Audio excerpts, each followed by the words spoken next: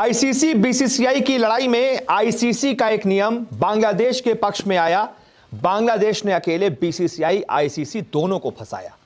जी हां, बांग्लादेश के साथ जो आईसीसी और बीसीसीआई की एक लड़ाई चल रही है ना, जिसमें बीसीसीआई ने बांग्लादेशी क्रिकेटर मुस्तफिजुर रहमान को बाहर निकलवा दिया, केकेआर से कहकर उनको टीम से निकलवा दिया, जिसके बाद बांग्लादेश ने जवाब में एक तरीके से दो झटके दिए।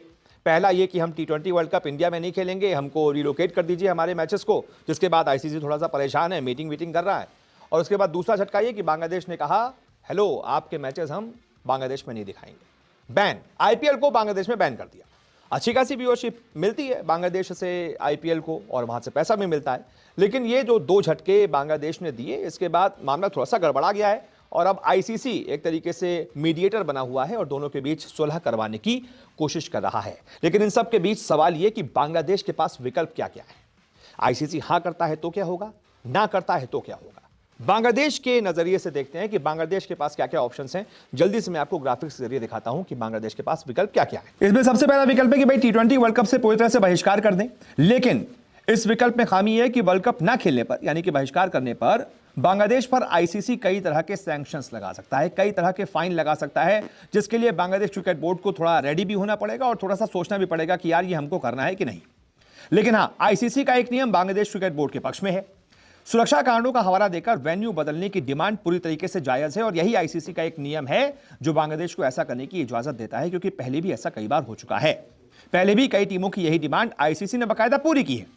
उदाहरण के तौर पर चैंपियंस ट्रॉफी 2025 में इंडिया के मैच पाकिस्तान की जगह पर दुबई में करवाए गए थे। होस्ट कौन था? पाकिस्तान।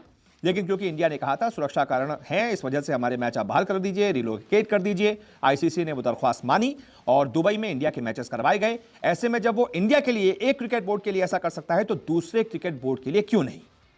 अगर रिलोकेशन की मांग मान ली जाती है तो श्रीलंका में बांग्लादेश के मैचेस हो सकते हैं, और अगर आईसीसी डिमांड नहीं मानता है तो बांग्लादेश आखिरी फैसला करने के लिए पूरी तरीके से स्वतंत्र होगा। यही बांग्लादेश के पास विकल्प है कि वो पूरी तरीके से स्वतंत्र होगा कि हमें खेलना है या नहीं खेलना है। मान लीजिए आईसीसी कहता है कि यार बहुत लेट हो चुका है, 1 महीने से भी कम का वक्त बचा है, बहुत सारे लॉजिस्टिक्स प्रॉब्लम वाले आएंगे, बहुत सारे आपके मैचेस हम रिलोकेट करेंगे तो टिकट्स होंगे नहीं होंगे, ग्राउंड तैयार होंगे नहीं होंगे, बहुत सारी दिक्कतें आती हैं, तो ऐसे में बहुत कम समय है, हम नहीं कर सकते। तो फिर बांग्लादेश कह सकता है कि भाई ठीक है, आप नहीं कर सकते, हम इंडिया में आकर नहीं खेलेंगे। लेकिन हाँ, अगर बांग्लादेश ऐसा करता है तो थोड़ा दिल मजबूत रखना पड़ेगा, क्योंकि फिर आईसीसी से कई तरह के सैंक्शंस बांग्लादेश को झेलने पड़ सकते हैं।